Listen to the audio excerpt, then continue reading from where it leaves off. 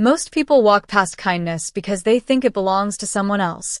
But on one cold November evening in downtown Seattle, one exhausted waitress made a choice that would quietly change more lives than she could ever imagine. Emily Brooks hurried beneath the soft glow of flickering streetlights, her black apron still dusted with flour after a 12-hour shift that felt twice as long.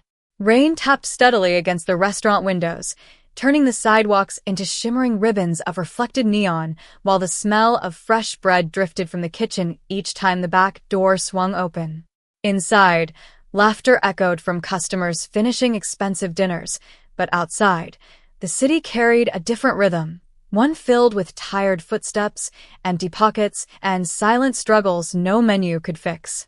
Emily balanced two takeout bags against her hip as she stepped toward the employee entrance, already calculating whether the tips in her pocket would cover next week's rent and the overdue electric bill waiting on her tiny apartment kitchen counter. She almost kept walking. Almost. Across the street, beneath the narrow shelter of a weathered bus stop, an elderly man sat alone on the cold metal bench. His gray coat was clean but badly worn, its cuffs frayed from years of use. Rainwater dripped from the brim of his old cap, while his hands rested quietly on a polished wooden cane. He wasn't asking anyone for money.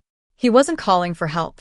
He simply watched people pass, his tired eyes following the warm paper bags they carried home, without a single complaint escaping his lips. Office workers hurried past, pretending not to notice him. A couple crossed the street to avoid an uncomfortable conversation they assumed might happen. A delivery driver glanced his way for barely a second before climbing back into his van. The old man lowered his eyes, as though he had grown used to becoming invisible. Emily slowed her pace. Something about the way he stared at the glowing restaurant sign reminded her of her grandfather during the final winter before he passed away, always insisting he wasn't hungry even when everyone knew he was saving his last few dollars for someone else. She looked down at the takeout bags in her hands, then back at the old man. The employee meal inside one container would be her dinner. The other belonged to a customer who had canceled an online order minutes earlier, leaving the restaurant ready to throw it away. She hesitated, remembering every warning about getting involved with strangers, every reminder that she could barely afford to take care of herself. Yet the quiet expression on the old man's face carried something heavier than hunger. It carried dignity refusing to surrender. Without realizing it, Emily changed direction and crossed the rain-soaked street. The old man looked up with calm blue-gray eyes as she stopped a respectful distance away. "Sir," she said gently, holding the warm bag with both hands. "They were going to throw this away anyway. If you don't mind, I'd really like someone to enjoy it." For a brief moment, neither of them spoke. Steam curled softly from the paper bag into the chilly evening air, while passing headlights reflected across the puddles between them. Then the old man's weathered face softened into the smallest smile, one that seemed filled not with relief, but gratitude far deeper than the meal itself. Several blocks away, inside the back seat of a black luxury SUV crawling through downtown traffic, a sharply dressed man studied another unanswered phone call before lowering the device with growing concern. Around him, 3 silent assistants exchanged uneasy glances. No one dared interrupt the silence. The city outside continued moving as if nothing unusual had happened, completely unaware that one missing elderly man had become the only person an entire organization desperately needed to find before the night was over. The old man accepted the paper bag with both hands, almost as if it contained something far more valuable than a simple meal. He did not open it immediately. Instead, he looked at Emily with quiet eyes that seemed to carry decades of memories behind them. "Thank you," he said softly. His voice was steady, refined, and unexpectedly warm. "Do you always stop for strangers?" Emily smiled, pulling her jacket a little tighter against the chilly rain. "Not always," she admitted. "Just when someone reminds me that everybody deserves a hot meal." The old man nodded without another word. He carefully unfolded the napkin tucked inside the bag and placed it across his lap before opening the container. Even the smallest gesture carried remarkable grace, as though good manners had become second nature over a lifetime. Emily noticed the detail but thought little of it. She assumed he had once lived a more comfortable life before difficult years changed everything. As he took his first bite, a peaceful expression crossed his face. It was not the relief of someone who had not eaten for days. It was the gratitude of someone who realized kindness still existed in a city that often rushed too quickly to notice people like him. Emily checked the time on her phone. Her bus would arrive in less than 8 minutes. She should have left, but something kept her standing there beneath the shelter while the rain continued falling around them. "Do you have family nearby?" she asked gently. The old man looked toward the busy intersection where headlights painted long silver streaks across the wet pavement. "I do," he answered after a thoughtful pause. "My son worries more than he admits." Emily laughed quietly. "That sounds familiar. My mother still thinks I forget to eat whenever I work late." The old man smiled again, this time with genuine amusement. Mothers rarely stop worrying. Sons are not much different. For a few peaceful minutes, they spoke about ordinary things. Favorite homemade meals, cold winters, the comfort of fresh coffee on rainy mornings. Emily never asked why he had been sitting alone outside the restaurant. He never offered an explanation. Somehow, neither question seemed necessary. Across the city, inside a sleek conference room overlooking the skyline, tension settled heavily over every polished surface. Daniel Kong stood beside the floor-to-ceiling windows, his tailored charcoal coat still damp from the weather outside. One of his senior assistants lowered a tablet onto the conference table. "We have reviewed every location he usually visits," she reported carefully. "There is still no sign of your father." Daniel closed his eyes briefly before exhaling. "He has never disappeared without leaving a message." Another phone vibrated. Another report arrived. Nothing. The room remained silent except for the soft tapping of rain against the glass. Daniel reached into his pocket and removed a faded photograph. It showed him as a young boy standing beside the same elderly man now eating quietly beneath a Seattle bus shelter. The corners of the picture had softened from years of being carried everywhere. "He always taught me that character reveals itself when nobody important is watching," Daniel said quietly. "If he left on his own, there is a reason." Back at the bus stop, Emily noticed the old man's hands tremble slightly as he folded the empty container. Without thinking, she handed him the unopened bottle of water she had planned to drink on the ride home. "Please take this too," she said. "You might need it later." He accepted it with another grateful nod before reaching inside his coat pocket. Emily quickly shook her head. "No, sir. I am not looking for money." The old man slowly withdrew his hand anyway, revealing not cash, but a small silver coin polished smooth with age. One side displayed a graceful crane surrounded by delicate lettering. "Then keep this," he said. "It reminds me that the smallest acts of kindness are often remembered the longest." Emily hesitated before accepting the unusual coin. She thanked him, slipped it into her apron pocket, and hurried toward the approaching bus just as its headlights appeared through the curtain of rain. Neither of them noticed the unmarked black sedan parked half a block away, where two watchful men quietly lowered their binoculars after finally recognizing the elderly gentleman they had been searching for all evening.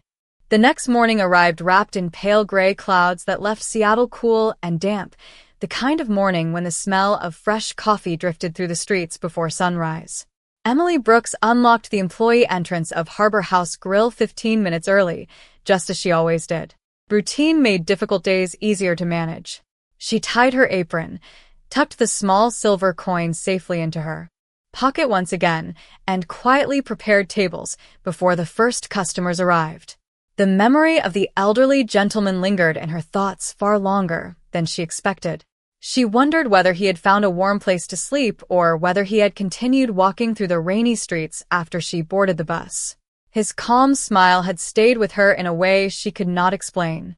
By 8 o'clock the restaurant buzzed with breakfast orders. Plates moved quickly between the kitchen and dining room while conversations blended into a familiar rhythm of clinking dishes and cheerful greetings. Emily carried a tray toward a family seated near the front windows when her manager, Sophia Miller, called her name from across the dining room. "Emily." "My office." "Now." The sharpness in her voice immediately drew curious glances from nearby employees. Emily carefully placed the plates on the table before following Sophia into the narrow office behind the kitchen. The moment the door closed, Sophia folded her arms. "Did you give away restaurant food after your shift yesterday?" Emily hesitated for only a second. "Yes." "Without permission?" "It was a cancelled order. It was going into the trash." Sophia sighed heavily and opened a report on her computer. "That does not matter. Inventory still has to match. The owner reviews every loss. Rules exist for a reason." Emily lowered her eyes but kept her voice steady. "I understand. If you need to deduct it from my paycheck, I will accept that." Sophia studied her for a long moment. "You always make everything harder by trying to be the hero." Emily did not answer. She knew arguing would solve nothing. After several silent seconds, Sophia handed her a written warning. "This is your first notice. Next time, ask before making decisions that cost the business money." Emily quietly signed the paper and returned to the dining room, determined not to let embarrassment affect the customers waiting for friendly service. She smiled, poured coffee, and continued working as though nothing had happened. Yet whispers spread quickly among a few co-workers who had overheard enough to invent the rest. Some believed she had been caught stealing meals. Others assumed she had broken company policy for someone pretending to be homeless. Emily ignored every rumor. She remembered the old man's grateful expression and decided she would make the same choice again if she had to. Several miles away, a black sedan rolled slowly through downtown traffic before stopping beside the very bus shelter where the elderly man had spent the previous evening. Two men stepped outside, carefully examining the ground before one noticed a folded restaurant napkin caught beneath the bench. Printed across it was the Harbor House Grill logo. He immediately lifted a phone. Less than 10 minutes later, Daniel Kong stood inside the conference room listening without interrupting as the discovery was explained. One of his assistants placed the napkin beside the faded family photograph already resting on the polished table. Daniel looked from one item to the other, his expression unreadable. "He was there," the assistant said quietly. "Someone gave him dinner." Daniel gently picked up the napkin, smoothing its creases with surprising care. A faint trace of warmth seemed to soften the concern in his eyes for the very first time since his father disappeared. "Find every employee who worked there yesterday evening," he said calmly. "Not because someone broke a rule." He paused before carefully folding the napkin and slipping it into his coat pocket. "Because someone treated my father with kindness when nobody else stopped." By late afternoon, the rain had finally stopped, leaving Seattle wrapped in cool air that carried the scent of wet pavement and freshly brewed coffee drifting from neighborhood cafes. Emily finished wiping down the last booth before the dinner rush began, grateful that the morning's uncomfortable meeting with Sophia Miller had not ended with losing her job. Life had taught her that surviving often meant accepting unfair moments without allowing them to harden her heart. She reached into her apron pocket while organizing silverware and felt the smooth silver coin resting between her fingers. Turning it over beneath the warm dining room lights, she admired the elegant crane engraved across its surface. It looked far too carefully crafted to belong to an ordinary souvenir. For a brief second, she wondered whether she should have refused such a personal keepsake, but the old gentleman had insisted with such quiet sincerity that she could not imagine disappointing him. She slipped it back into her pocket just as another group of customers entered through the front door. Across town, Harold Bennett sat comfortably inside a spacious private library where floor-to-ceiling shelves held hundreds of carefully preserved books collected over decades. Sunlight filtered through tall windows, replacing yesterday's rain with soft golden light that rested across polished hardwood floors. A house attendant placed a cup of green tea beside him before quietly leaving the room. Harold looked down at the neatly folded restaurant napkin resting beside his teacup. He smiled to himself as memories of Emily's gentle voice returned with surprising clarity. There had been no hesitation in her eyes, no expectation of recognition, no attempt to gain anything in return. She had simply seen an elderly stranger who looked hungry and responded with compassion. Harold slowly unfolded the napkin once more before carefully smoothing its edges with the same patience he had used throughout his life while teaching his son lessons that money could never buy. Meanwhile, Daniel Kong stood in his office overlooking Elliott Bay as reports continued arriving from trusted assistants. Every detail about the previous evening had been collected with remarkable precision, except for one thing that mattered most. Why had a complete stranger chosen kindness when dozens of others had continued walking without even making eye contact with his father? Daniel rested one hand against the cool glass window, watching ferries cross the quiet water below. He remembered being 8 years old when Harold had taken him through neighborhoods where successful people lived beside families struggling to afford groceries. His father had never pointed toward expensive homes. Instead, he always noticed the people everyone else overlooked. He used to tell his young son that true character revealed itself most clearly in ordinary moments when nobody expected a reward. Daniel had spent years building an extraordinary life, yet standing alone beside the window, he realized those simple lessons still carried more weight than every achievement listed beneath his name. Back at Harbor House Grill, the evening crowd filled nearly every table. Emily greeted customers with the same warm smile she offered everyone, never mentioning the warning now folded inside her employee file or the strange feeling that yesterday's encounter was somehow unfinished. She believed the old gentleman had already continued his journey and that their paths would never cross again. Just outside the restaurant, however, a dark luxury sedan rolled quietly past without stopping. The driver slowed only long enough for the passenger in the rear seat to glance through the window toward the dining room. Daniel watched as Emily laughed gently with an elderly couple celebrating their anniversary, patiently helping them choose dessert before wishing them a wonderful evening. He said nothing as the sedan continued down the street, but for the first time since learning who had helped his father, he understood that the reports had been incomplete. They described what Emily had done, but they could never explain who she truly was. The following morning arrived brighter than the one before, with thin rays of sunlight slipping between Seattle's downtown buildings and warming sidewalks that had finally begun to dry. Harbor House Grill filled quickly with the familiar sounds of breakfast conversations, clinking coffee mugs, and waitstaff weaving carefully between crowded tables. Emily Brooks welcomed each guest with the same quiet kindness that had become part of who she was rather than simply part of her job. She never imagined that somewhere beyond the restaurant walls, events already set in motion were steadily moving toward her. Inside a private residence overlooking Puget Sound, Harold Bennett stood beside an open window watching gulls drift across the calm water. His tailored navy sweater and neatly pressed slacks made him appear completely different from the weary traveler who had quietly accepted a warm meal 2 nights earlier. Yet nothing about his expression suggested embarrassment over his simple disguise. Instead, he seemed grateful. Daniel Kong entered the room carrying 2 cups of freshly brewed tea before placing one beside his father. Neither man spoke immediately. The peaceful silence between them reflected years of mutual respect that required very few words. Finally, Daniel broke the quiet. "You worried everyone." Harold smiled gently. Sometimes people reveal themselves only when they believe nobody important is watching. Daniel looked toward the folded restaurant napkins still resting on the nearby table. "They found the young woman who helped you." Harold nodded as though he had expected nothing less. "Do not reward her because she helped me," he said softly.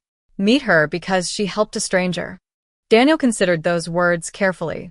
Throughout his life, his father had never measured people by titles, wealth, or influence. He believed the smallest decisions often revealed the deepest truths about a person's character. Daniel understood the difference. Gratitude could be purchased with money. Respect had to be earned through actions. Meanwhile, several blocks away, Emily finished serving a family celebrating a birthday before stepping into the kitchen to collect another order. Sophia Miller approached carrying a clipboard, her expression far less severe than it had been the previous morning. "Emily," she said, "thank you for covering Lauren's shift this afternoon. I know it was short notice." Emily offered a small smile. She said her son has a school performance. She should be there. Sophia gave a brief nod before returning to the dining room. Even she could not deny that Emily rarely complained, regardless of how difficult the schedule became. Outside, traffic slowed unexpectedly as several polished black luxury vehicles entered the neighborhood one after another. Their appearance drew curious glances from pedestrians who instinctively paused to watch the unusually elegant procession move through the busy streets with calm precision. The vehicles did not rush. They simply continued forward until they reached Harbor House Grill. One by one they came to a smooth stop along the curb. Inside the restaurant, customers near the windows quietly turned their heads. A businessman lowered his newspaper. Two college students stopped their conversation. Even the cooks in the open kitchen glanced toward the entrance after noticing the sudden stillness spreading through the dining room. Emily remained unaware of the growing curiosity as she carried fresh coffee toward an elderly couple seated near the back. She thanked them warmly, wished them a wonderful morning, and turned toward the kitchen just as the restaurant's front door slowly opened. A tall man wearing a perfectly tailored charcoal coat stepped inside with calm confidence, followed at a respectful distance by several professionally dressed associates who spoke to no one. His composed expression carried neither anger nor arrogance, only quiet purpose. The room gradually fell silent as every eye settled upon the unexpected visitors. Daniel Kong slowly surveyed the dining room until his gaze found Emily standing motionless beside the coffee station. For a long moment neither of them spoke, yet somehow it already felt as though the ordinary morning everyone expected had quietly come to an end. Emily instinctively straightened her apron as the restaurant fell into an uneasy silence.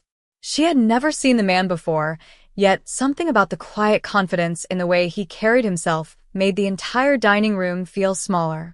Daniel Kong walked forward at an unhurried pace, acknowledging no one else as his calm eyes remained fixed on her. Behind him, his associates stopped several feet from the entrance, allowing him to continue alone. Sophia Miller hurried from behind the counter, forcing a professional smile that barely concealed her nervousness. "Good morning, sir. Welcome to Harbor House Grill. Is there anything we can help you with today?"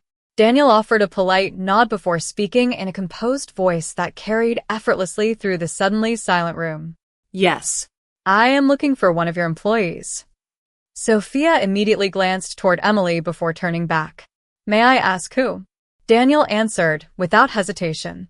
"Emily Brooks." Every conversation inside the restaurant stopped. Emily slowly stepped forward, confused by the unexpected attention. "I am Emily," she said carefully. "Have we met?" Daniel studied her for a brief moment, almost as though comparing the woman standing before him with the story he had heard. Finally, he reached into his coat pocket and unfolded the familiar restaurant napkin his father had carried home. 2 evenings ago, he began quietly. An elderly gentleman sat outside this building during the rain. Emily immediately recognized the description. "Is he all right?" she asked before anyone else could speak. Daniel noticed that her first concern was not for herself, but for the old man. A nearly invisible smile appeared for the first time that morning. "He is doing very well." Emily released a gentle breath she had not realized she was holding. "I am glad to hear that." Sophia looked from Emily to Daniel, struggling to understand why such an ordinary act had brought such extraordinary visitors. Several customers leaned slightly forward in their seats, unable to hide their curiosity. Daniel reached into another pocket and carefully placed the small silver coin onto the nearest table. Emily's eyes widened immediately. "He gave that to you?" Daniel asked. Emily shook her head. "No. He gave it to me." She slipped her hand into her apron pocket and slowly revealed the matching silver coin resting in her palm. Daniel looked at it quietly before giving a respectful nod. "Then he wanted you to remember him." Emily held the coin gently, still unable to understand what was happening. "I only shared a meal that was going to be thrown away." Daniel's expression grew thoughtful. That is not how he described it. The room remained perfectly still as Daniel continued. "He told me that everyone else walked past him without seeing him. He said one young woman looked at him as though he still mattered." Emily lowered her eyes, suddenly uncomfortable with so many strangers listening. "Anyone would have done the same." A soft voice interrupted from behind the entrance. "No, my dear." Every head turned toward the doorway.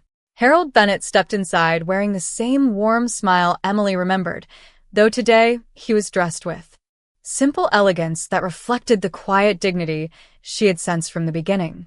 Emily's face brightened with genuine relief. "You are feeling better," she said warmly. Harold smiled. "Much better."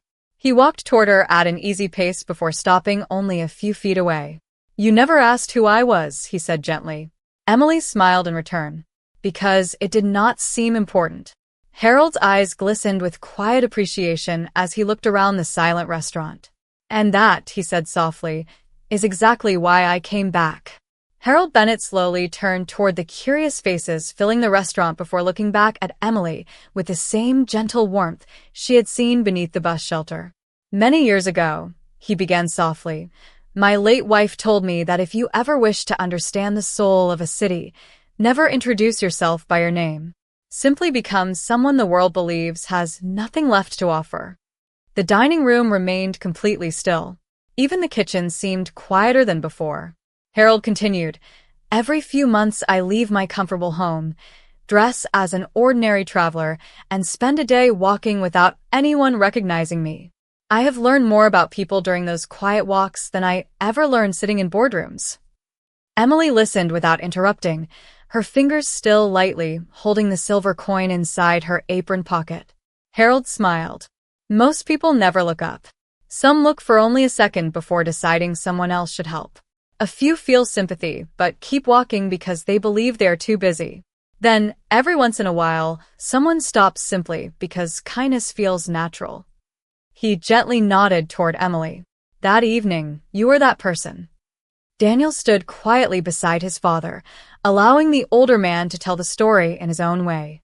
"When my father returned home," Daniel said calmly, he did not tell me about the meal. He told me about the young woman who offered it with respect instead of pity." Emily looked genuinely surprised. "I did not do anything extraordinary." Harold's smile deepened. Exactly. "You did not think you were doing anything extraordinary, and that is what made it meaningful." "Sophia." Miller slowly stepped closer, her earlier confidence replaced by visible discomfort as she remembered the written warning she had placed in Emily's employee file. Around the dining room, several customers lowered their eyes, quietly reflecting on how they might have walked past the same elderly gentleman without ever noticing him. Harold reached into his coat and carefully removed a worn leather wallet. From inside, he unfolded an old photograph showing a much younger Daniel standing beside him outside a modest neighborhood diner. "He was 10 years old when this picture was taken," Harold said. "That day I gave him $20 and asked him to buy lunch. Instead of choosing the nicest restaurant, he divided the money into 4 smaller meals after meeting 3 construction workers who had forgotten their wallets." Daniel smiled with quiet embarrassment. "I had forgotten that story." "I never did," Harold replied, "because character is built from ordinary choices repeated over a lifetime." Emily glanced toward Daniel with newfound understanding. The successful businessman standing before her had not simply inherited influence. He had been raised by someone who measured wealth differently. Harold carefully folded the photograph before placing it back into his wallet. "When I met you outside in the rain, I was not searching for charity," he said. "I was searching for hope that compassion still exists without applause, without cameras, and without anyone expecting recognition." Emily felt emotion quietly rise in her chest. "My grandfather always said that if a meal can fit on your table, it can usually fit one more chair." Harold closed his eyes for a brief moment, smiling as though those words had reached somewhere deeply personal. "Your grandfather was a wise man." The room remained wrapped in respectful silence until Daniel slowly stepped forward once more. Looking around at every employee and every customer, he spoke in a calm voice filled with quiet conviction. "My father did not ask me to repay kindness. He asked me to make sure it is never forgotten." At that moment, no one inside Harbor House Grill cared about expensive cars waiting outside or the influence attached to the Kong family name. Every eye remained fixed on the young waitress who had unknowingly reminded an entire room that dignity often begins with something as simple as seeing another human being. For several long seconds, no one moved. The morning bustle that usually filled Harbor House Grill had disappeared, replaced by a silence so complete that even the soft hum of the coffee machine seemed unusually loud.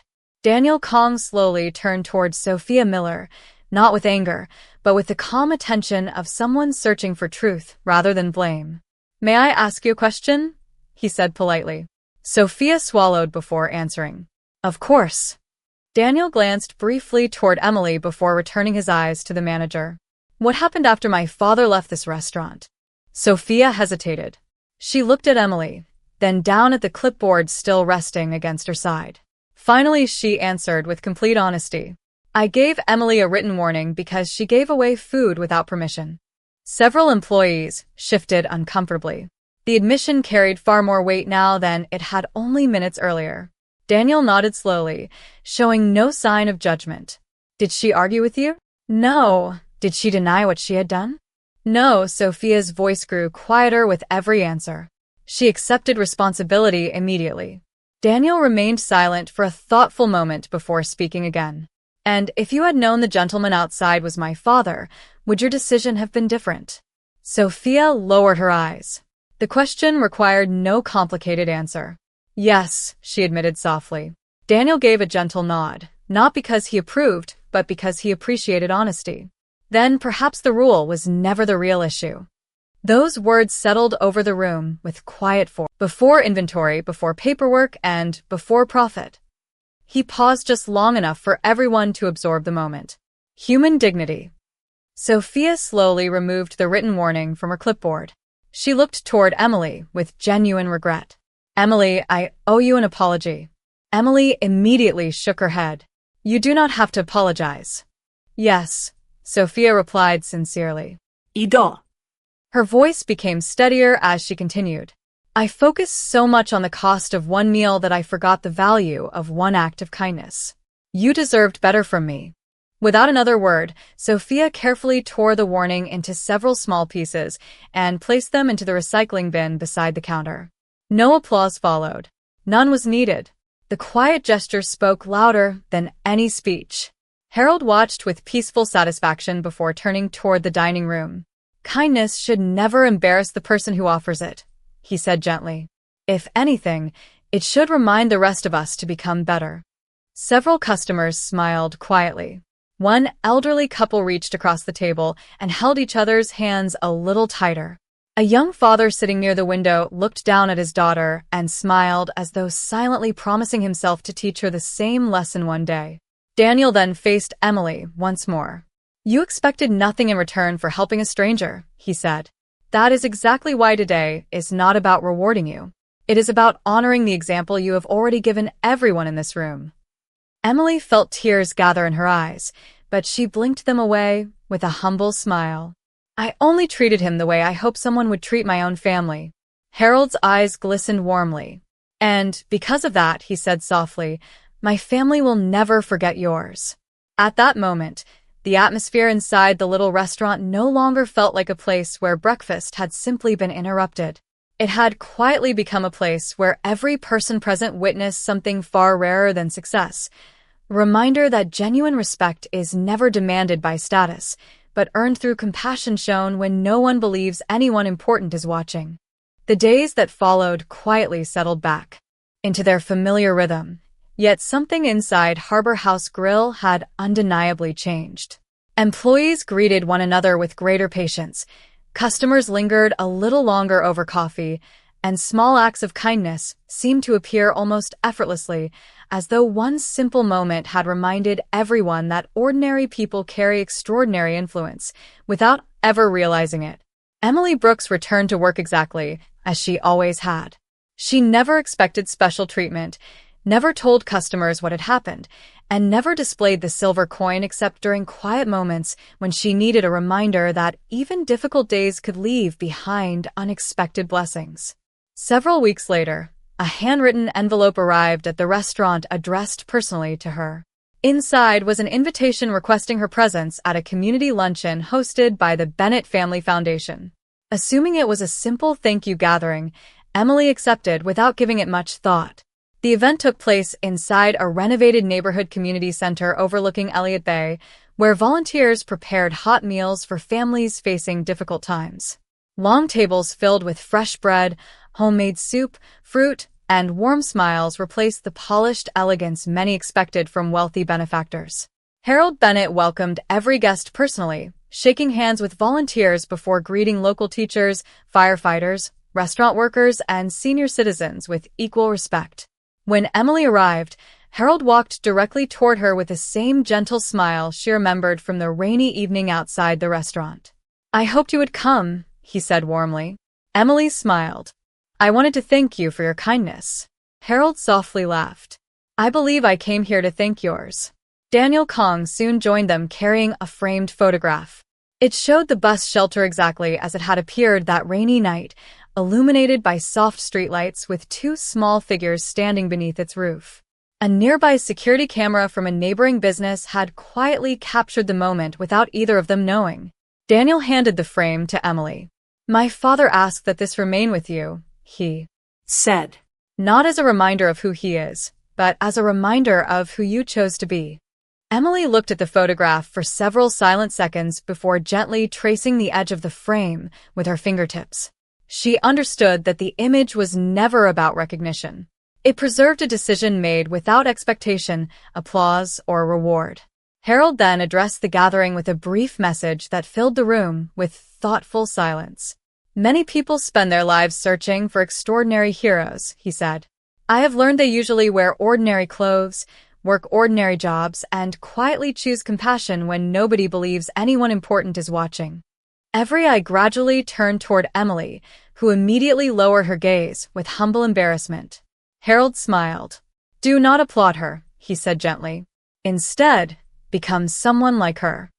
The room remained peacefully still before several volunteers quietly returned to serving meals, inspired not by a speech, but by an example.